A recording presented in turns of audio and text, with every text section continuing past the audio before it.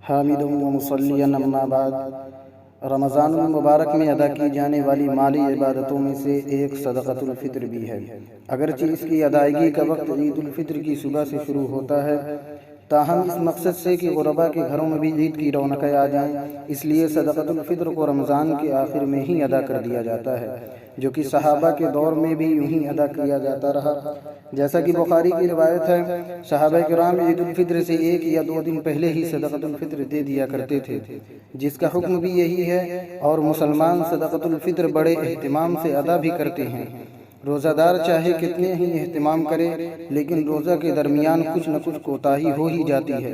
ان چیزوں سے بچنا تو آسان ہے جن سے روزہ ٹوٹ جاتا ہے، لیکن بیکار باتیں، فضول مصروفیتیں اور ایسی بہت ساری چیزیں جن سے روزہ کی روحانیت متاثر ہوتی ہے، ان سے مکمل احتیاط نہیں ہو پاتا۔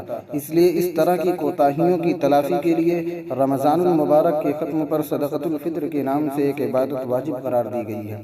حضرت عبداللہ ابن عباس رضی اللہ عنہما ارشاد فرماتے ہیں کہ نبی کریم صلی اللہ علیہ وسلم نے صدقۃ الفطر کو ضروری قرار دیا، جو روزے دار کے لیے لغو اور بے حیائی کی باتوں سے پاکیزگی کا ذریعہ ہے اور مسکینوں کے لیے کھانے کا ذریعہ ہے۔